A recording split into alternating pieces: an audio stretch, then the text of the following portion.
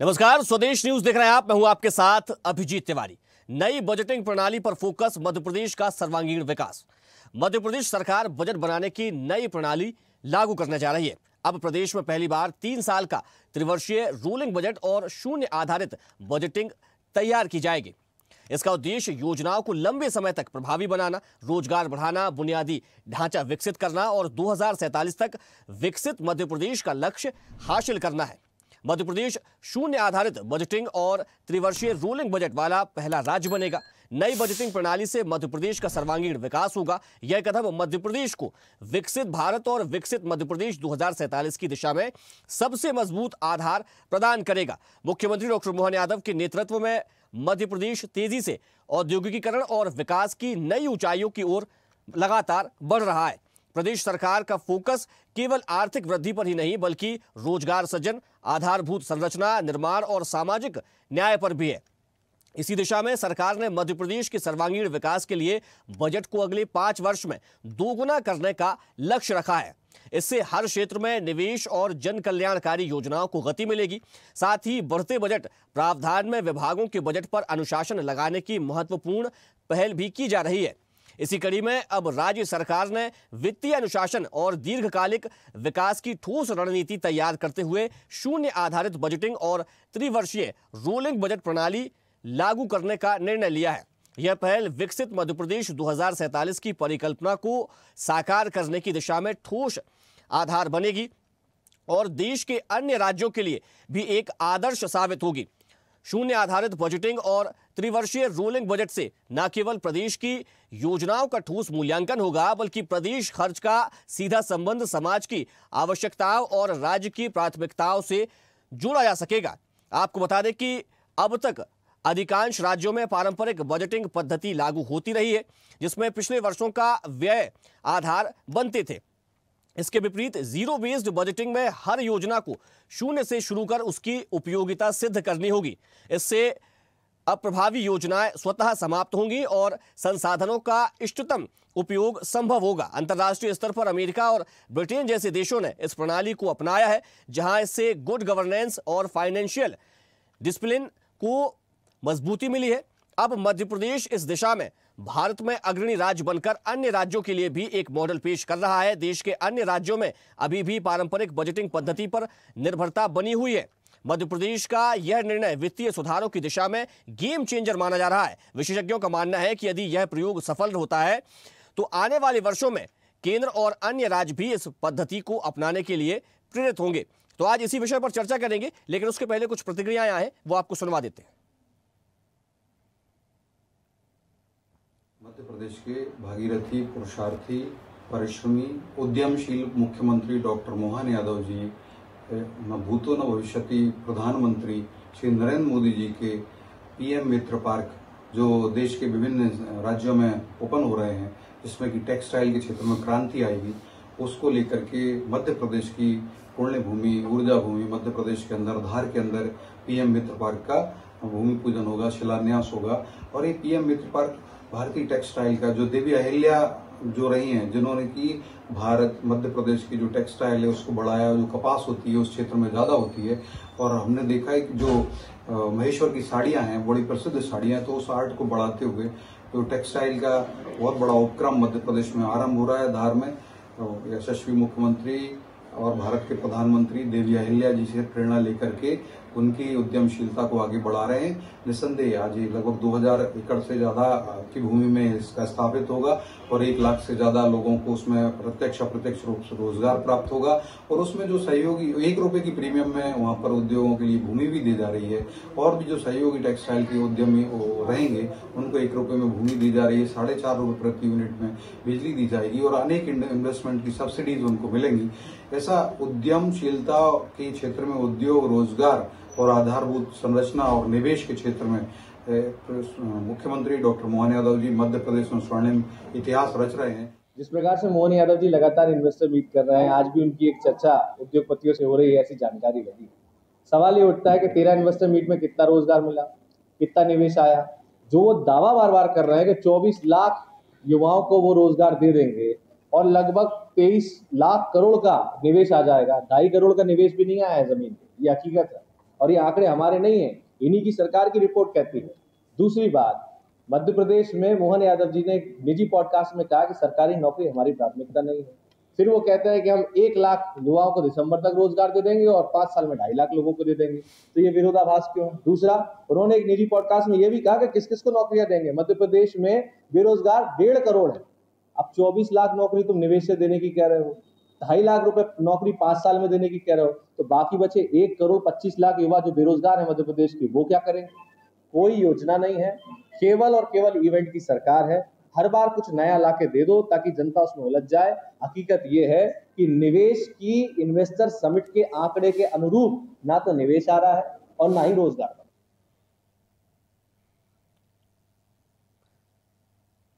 तो मध्य प्रदेश का सर्वांगीण विकास हो सके, इसके लिए मुख्यमंत्री डॉक्टर मोहन यादव लगातार प्रयास कर रहे हैं और अब इसी को ध्यान में रखते हुए जीरो बेस्ड बजटिंग यानी कि शून्य आधारित बजटिंग और त्रिवर्षीय रोलिंग बजट को लेकर यहां पर चर्चाएं तेज हो गई हैं। अब ये पूरी प्रणाली शुरू हो जाएगी और इसमें माना जा रहा है कि जब ये प्रणाली शुरू होगी तो प्रदेश का ज्यादा से ज्यादा विकास हो सकेगा और जो विभागों की बजट है उनमें भी बढ़ोतरी की जाएगी। और शून्य आधारित बजट को लेकर क्या कुछ पूरा बजट होगा, मध्य प्रदेश का कैसे इससे विकास होगा, आज इसी मुद्दे पर हम चर्चा करेंगे। लेकिन सबसे पहले परिचय करवा देते अपने मेहमानों से। हमारे साथ सागर कसेरा भाजपा प्रवक्ता जुड़ गए, आपका बहुत स्वागत है। साथ ही एस.डी. आचार्य जी रिटायर्ड डिप्टी सेक्रेटरी है, आपका भी बहुत स्वागत है। वहीं वरिष्ठ पत्रकार के साइनी जी भी हमारे साथ जुड़ गई हैं, आपका भी बहुत स्वागत है। मैं चर्चा की शुरुआत एस.डी. आचार्य जी आपसे करूंगा।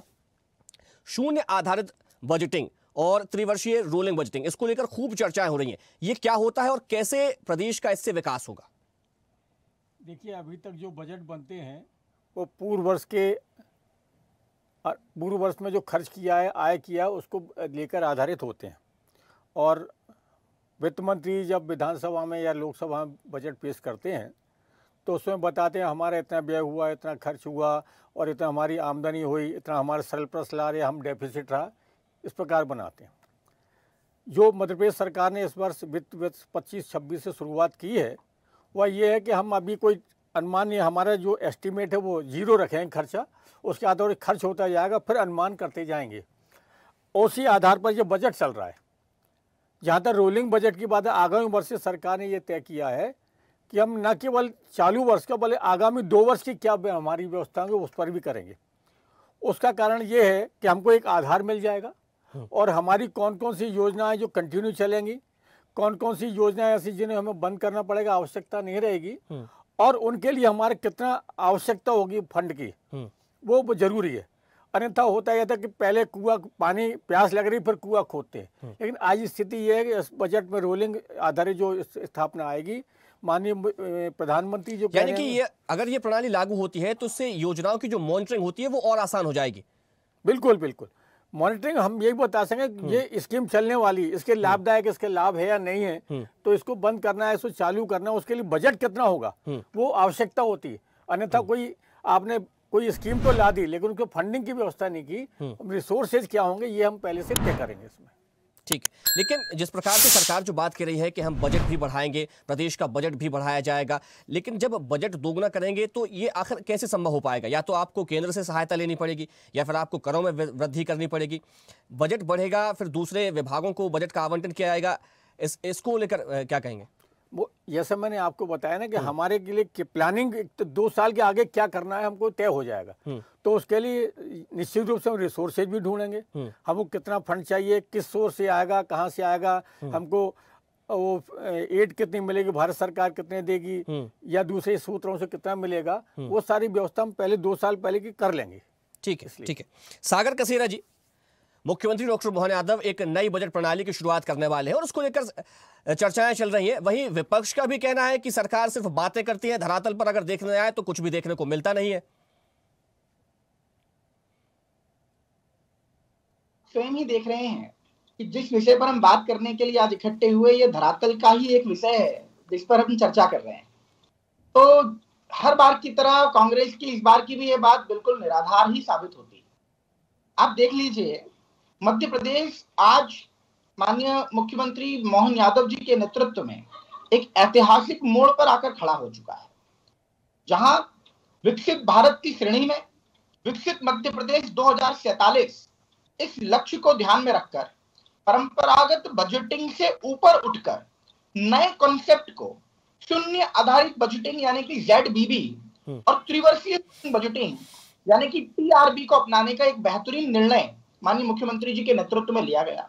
और इससे क्या फायदा होगा, तो इससे 3 बेनिफिट बहुत प्रत्यक्ष रूप से देखने में आएंगे। नंबर 1, अप्रभावी योजनाओं की समाप्ति हो जाएगी। ऐसी जितनी योजनाएं चल रही हैं जिसमें बहुत ज्यादा प्रभाव प्रदेश की जनता को नहीं मिल पाता, हम क्लैरिटी आएगी कि किन्हें रेगुलेट करना है किन्हें नहीं। दूसरा, साधनों का इष्टतम उपयोग होगा, यानी that we are using the best way of. ये भी कह सकते हैं कि ये जो बजट आएगा इस प्रणाली के तहत वो टारगेट बेस्ड बजट रहेगा कि आपको इतना समय दिया जाता है, एक अवधि के भीतर इस बजट को, इस विभाग को खर्च करना होगा, फिर उसके बाद फिर हम शून्य से फिर से शुरुआत करेंगे। बिल्कुल, एब्सोल्युटली राइट। और इसी में तीसरा जो महत्वपूर्ण कदम है वो है आर्थिक वृद्धि के साथ रोजगार यानी कि सामाजिक न्याय और औद्योगिकीकरण की रफ्तार। तो प्रदेश को एक नई दिशा देने के लिए ये एक मील का पत्थर साबित होने वाला है। मोहन यादव जी चौतरफा पूरे प्रदेश में विकास की गंगा बहाने का प्रयास कर रहे हैं और जिस क्रांति की ये एक बेहतरीन शुरुआत हम इसे मानकर चल सकते हैं। ठीक है, के शाइनी जी, 2047 तक मध्य प्रदेश की क्या भूमिका होगी, मध्य प्रदेश की क्या तस्वीर होगी, क्योंकि जो विजन प्रधानमंत्री नरेंद्र मोदी देख रहे हैं उस मिशन में मध्य प्रदेश के मुख्यमंत्री डॉक्टर मोहन यादव लगे हुए, लगातार अलग अलग योजनाएं चलाई जा रही हैं, कई चीजों में बदलाव किया जा रहा है। अब हम देख रहे हैं ये शून्य आधारित बजटिंग मध्य प्रदेश के विकास में इस तरह की प्रणाली कितनी अहम भूमिका निभाएगी? अभिजीत जी, ये शून्य निर्धारित बजट जो है ये मेरे ख्याल से, जहाँ तक मेरा नॉलेज है, देश में पहला होगा ये जी। और इसका ये एक प्रयोग कर रही है बीजेपी मेरे हिसाब से, और मध्य प्रदेश हमेशा एक प्रयोगशाला रहा है बीजेपी के लिए।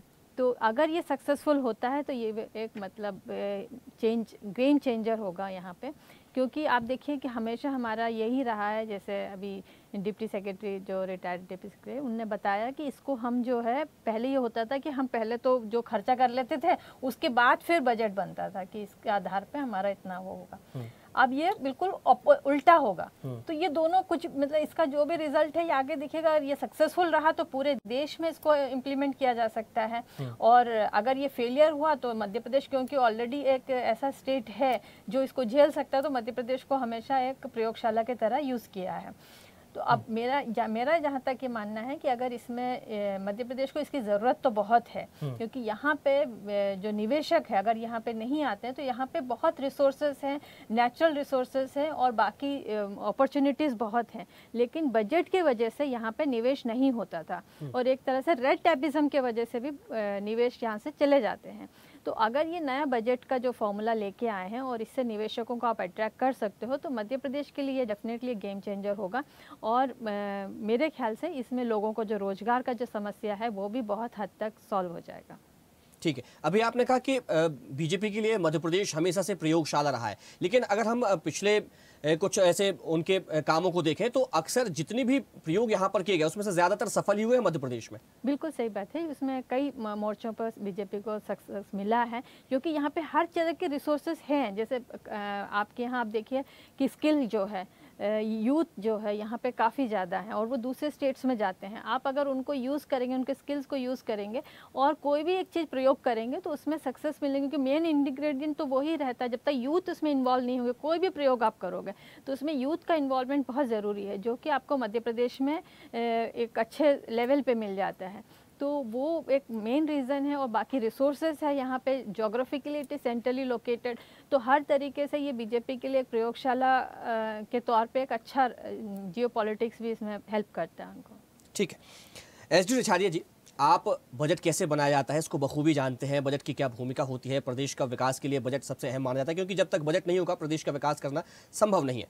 तो बजट, ये जो प्रणाली हम बात कर रहे हैं इसकी जीरो आधारित बजट की और साथ ही त्रिवर्षीय रूलिंग बजट की हम बात कर रहे हैं, योजनाएं आएंगी, कुछ योजनाएं जिन पर काम नहीं किया जा रहा है, जो सीधा जनता को लाभ नहीं दे पा रही है उनको बंद भी किया जाएगा, कुछ नई योजनाएं शुरू की जाएंगी, उसके लिए बजट पहले से निर्धारित किया जाएगा। इससे जनता खुद को कैसे कनेक्ट कर पाएगी, जनता को इससे सीधे लाभ कैसे मिलेगा? मैं आपको बता दूं, ये बजट जीरो बेस बजट तो इस साल का बन ही चुका है, 25-26 से शुरुआत हो गई है। हम रोलिंग बजट इसलिए कर रहे हैं 2 साल के आगे की स्कीम क्या हम रहेंगी हमारी। अब जो 26-27 का बजट बनेगा उसमें 27-28 का भी हम बनाएंगे, 28-29 के हमारे क्या लक्ष्य होंगे वो हम पहले, यानी कि हम काम शुरू कर चुके हैं इस बजट पर पहले से। हाँ, ये तो शुरू हो गया है, जीरो बेस्ड बजट तो 25-26 से शुरू है। ठीक। 26-27 का जो बनेगा रोलिंग हम दो आगे तक आंकड़े तक ले लेंगे। ठीक। और इसलिए होगा, मान लीजिए आप इन्वेस्टर समिट कर रहे हैं, हमारी कितने लैंड बैंक की आवश्यकता पड़ेगी, कितने पावर की आवश्यकता पड़ेगी, उनके कितना खर्च होगा, हमारे यूथ को कितना एम्प्लॉयमेंट मिलेगा, उसके यूथ के स्किल डेवलपमेंट के लिए हमको क्या करना चाहिए, इस सारी समझ की आपको प्लानिंग तो करना होगी। तो आगामी 2 वर्ष में जो भी हमको आवश्यकता होगी, कौन सी उनकी स्कीम, अब आपको जैसे मान लीजिए आपने 25-26 में कोई स्कीम शुरू की, अब 25-26 में आपने देखा एंड में उसके कोई लाभ नहीं मिल रहा, तो उसको कंटिन्यू करने से जनता को कोई लाभ नहीं मिला तो क्यों सरकार उस पर व्यय करे। अनावश्यक उसके एस्टेब्लिशमेंट खर्चा भी पड़ता है, दूसरे भी खर्चे कंटिन्यूस रेकरिंग खर्चे भी होते हैं, वो सब बंद हो, अनावश्यक खर्चा नहीं होना चाहिए। इसलिए ये रोलिंग बजट उन्हें शुरू किया। यानी कि ये कह सकते हैं कि जो प्रणाली शुरू की गई है, जो प्रक्रिया शुरू की गई है, इस पर काम तो शुरू हो गया है, लेकिन अब उसका रोड मैप आगामी 2 सालों में क्या होगा, इस पर काम अब किया जा रहा है। बिल्कुल बिल्कुल, वो किया जाएगा। 26-27 से वो शुरू होगा। चलिए ठीक है जी। सागर जी, हम बात कर रहे हैं प्रदेश के विकास को लेकर, हम बात कर रहे हैं एम्प्लॉयमेंट को लेकर, हम बात कर रहे हैं निवेशकों को आकर्षित करने के लिए, क्योंकि मध्य प्रदेश के मुख्यमंत्री ना सिर्फ मध्य प्रदेश में निवेशकों से मिले हैं, वे बाहर देश में भी उन्होंने अलग अलग क्षेत्रों का दौरा किया है, तो विदेशों में भी उन्होंने यात्राएं की हैं, क्योंकि प्रदेश का विकास प्राथमिकता है मुख्यमंत्री की, और उस लिहाज से लगातार निवेशकों को आकर्षित किया जा रहा है, निवेशकों उद्योगपतियों से मिला जा रहा है। और अब जब ऐसी प्रक्रिया की शुरुआत मध्य प्रदेश ने कर दी है, और अगर ये सफल हो जाती है तो क्या कुछ और इसमें कुछ एड ऑन किया जाएगा? होगी ही, क्योंकि अभी आपने अपनी डिबेट के दौरान जब हम बात कर रहे थे तो साइनी जी के से चर्चा में आपने खुद ही अपने वक्तव्य में कहा कि मध्य प्रदेश में किए गए अब तक के लगभग सभी प्रयोग 100% एक्यूरेसी से सफल हुए ही हैं। तो ये 100% सफल होने वाला है, इसमें कोई संशय नहीं। और देखिए, जब जीरो बेस्ड बजटिंग होती है तो सरल व्याख्या इसकी बहुत स्पष्ट।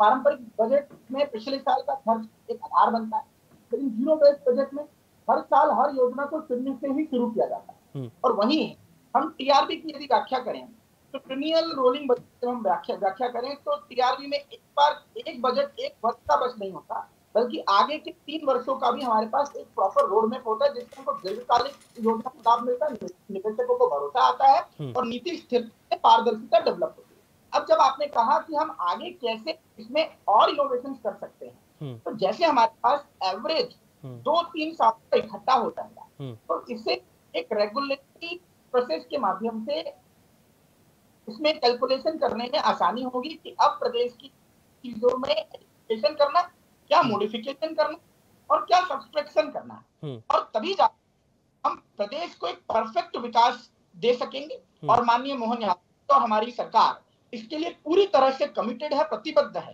ताकि प्रदेश में दिन दुनी चार चौगनी रूप से तरक्की हो सके और प्रदेश की जनता अपने अधिकारों को प्राप्त कर सके। और आप देख रहे हैं हर दिन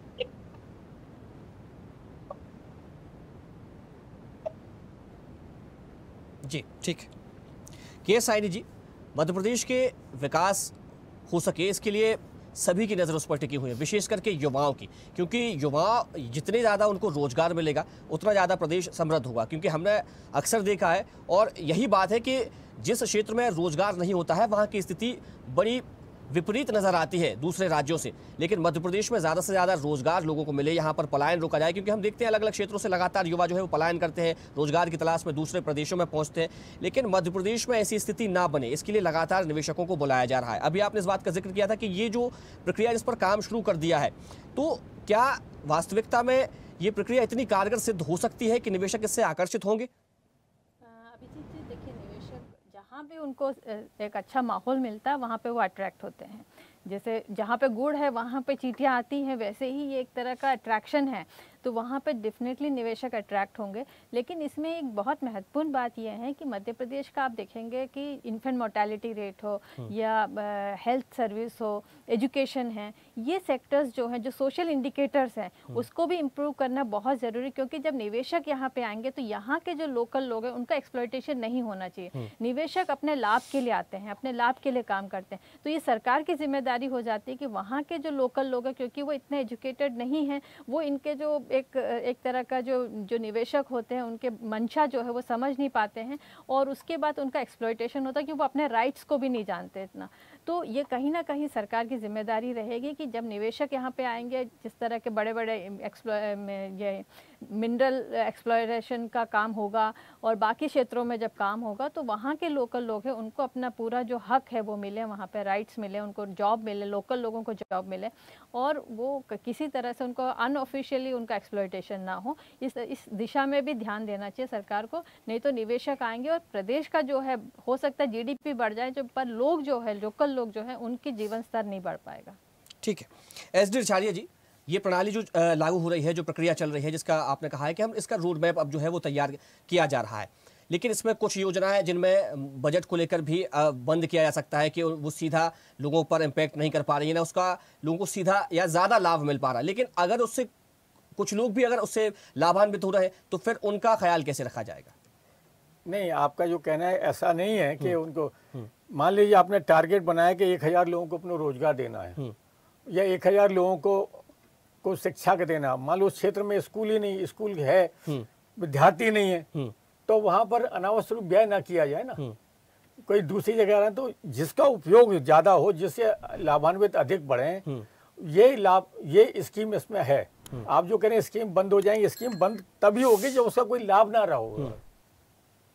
ठीक, मैं स्कीम बंद करने की बात, अब जैसा मैडम ने कहा जी कि 50 लोगों को रोजगार नहीं मिलता वहाँ के लोगों को, लेकिन मध्य प्रदेश सरकार ने ये औद्योगिक नीति में व्यवस्था की है कि 50% आपको लोकल लोगों को रोजगार देना होगा। आप जो हमारा लेबर है या छोटी लेबर वो वहीं से लेंगे, ऐसा नहीं हो कि आप दूसरे राज्यों से ले आएंगे अपने लोकल, वो पूरी व्यवस्था राज्य सरकार ने की है। तो नीतियां भी उसी अनुरूप बन रही है कि लोगों को रोजगार मिले, हमारे स्थानीय लोगों को लाभ मिले, ये व्यवस्था कर रही है सरकार। ठीक है, यानी कि जो लोकल लोग हैं वहां पर उनकी भी पूरी जो जिम्मेदारी सरकार निभाना चाह रही है उसका ख्याल रखा जाएगा, उनको किसी प्रकार की कोई परेशानी ना हो, उसका ख्याल हमारे प्रदेश का विकास हो, ये मूल भावना है ना, तो उसके लिए पीछे तो करना ही पड़ेगा। बिल्कुल बिल्कुल। सागर जी, आप कुछ कहना चाह रहे थे? जी, मैं यहाँ पर स्पष्टीकरण देना चाहता था कि कोई भी योजना ऐसी जो जन लाभकारी और जनहितैषी है वो इससे प्रभावित नहीं होगी नेगेटिवली, पॉजिटिवली। ये बजट प्रदेश की जनता के हितों को ध्यान में रखकर उनके बेनिफिट के प्रिपेयर करने के लिए इस प्रकार की नीति लाई गई है, न कि वो मॉडिफिकेशन सब्सट्रैक्शन का काम करे, हमारी जीडीपी में डेवलपमेंट लाए, न कि उसको नीचे की ओर लेके जाए। यानी कि ये कह सकते हैं कि ये जो पूरी प्रणाली है, ये जो प्रक्रिया है, इससे लोगों का भला ही होगा, लोगों का हित होगा, ना कि किसी का अनहित होगा, इसीलिए इसको लागू किया जा रहा है। बिल्कुल, एब्सोल्युटली राइट। और मैं यहाँ पे ऐड करना चाहता हूँ कि आज मध्य प्रदेश भारत की अर्थव्यवस्था में 4.67% की हिस्सेदारी रखता है और वो भी बढ़ते क्रम में, और इसकी वृद्धि देश के औसत से बहुत बेहतर है और ये ऐतिहासिक है। डेवलप्ड मध्य प्रदेश 2047 की योजना के अंतर्गत जो जीडीपी मध्य प्रदेश की आज की डेट में है वो 250 लाख करोड़ करने का लक्ष्य, जीवन प्रत्याशा, साक्षरता, स्वच्छता, ऊर्जा, समय परिवर्तनकारी लक्ष्यों को करने का लक्ष्य माननीय मोहन यादव जी की सरकार ने बहुत तरीके से रखा है, जो आज से पहले किसी भी गवर्नमेंट में देखने नहीं मिला। और साइनी जी ने एक विषय उठाया था कि ये ऐतिहासिक है, भारत में इससे पहले ऐसा कहीं देखने को नहीं मिला, और इसलिए भी हमें इस बात की बड़ी प्रशंसा करनी चाहिए कि माननीय मोहन यादव जी ने प्रदेश की जनता के लिए एक ऐतिहासिक कदम उठाया। ठीक है, एक आखिरी मिनट, के साइनी जी, आप कुछ कहना चाह रहे थे? जी सागर जी, मेरा सिर्फ एक इस पे वो टिप्पणी है कि जब ये आपने जैसे कहा कि सरकार जो है ध्यान रखती है, लेकिन ये एक ऑर्गेनाइज सेक्टर के ध्यान होता है, वो नोटिस में आता है, लेकिन हमारे देश में एक अनऑर्गेनाइज सेक्टर भी बहुत लोग हैं जो अनऑर्गेनाइज सेक्टर में काम करते हैं, और जो निवेशक आते हैं सबसे ज़्यादा एक्सप्लॉयटेशन वो अनऑर्गेनाइज सेक्टर में जो लोग होते हैं उनका होता है, जिसके जो जानकारी या रिकॉर्ड कहीं पर भी सरकार के डाटा में नहीं आ पाता है। तो उनका किस तरह से इसमें ध्यान रखा जाएगा, ये भी एक महत्वपूर्ण विषय है। बिल्कुल, बड़ी बात है। समय की सीमा, इस चर्चा को हमें ही विराम देना पड़ेगा। हमारे साथ जुड़ने के लिए सागर जी आपका बहुत शुक्रिया, एस डी रिछाड़िया जी आपका भी बहुत धन्यवाद, और के साइनी जी आपका भी बहुत शुक्रिया। तो मध्य प्रदेश में प्रदेश के लोगों का विकास हो सके, मध्य प्रदेश के बजट को और ज़्यादा बेहतर करने के लिए मध्य प्रदेश की सरकार ने अब शुरुआत कर दी है। शून्य आधारित बजटिंग की शुरुआत हो चुकी है, और इससे प्रदेश का ज़्यादा से ज़्यादा और कैसे विकास हो सकता है, इसको लेकर लगातार काम किया जा रहा है। यदि ये योजना, ये जो पूरी प्रणाली है, ये जो पूरी प्रक्रिया है मध्य प्रदेश में सफल होती है, तो इसको दूसरे राज्यों में भी उतारा जाएगा, यानी कि बीजेपी शासित राज्यों में भी इसको उतारा जाएगा, लागू किया जाएगा। चर्चा में फिलहाल इतना ही। देखते रहिए स्वदेश न्यूज़, सबसे पहले देश। देखते रहिए स्वदेश न्यूज। अगर आप इस वीडियो को सोशल मीडिया हैंडल फेसबुक या इंस्टाग्राम पर देख रहे हैं तो हमें फॉलो करें, अगर यूट्यूब पर देख रहे हैं तो सब्सक्राइब करें और बेल आइकन दबाना ना भूलें।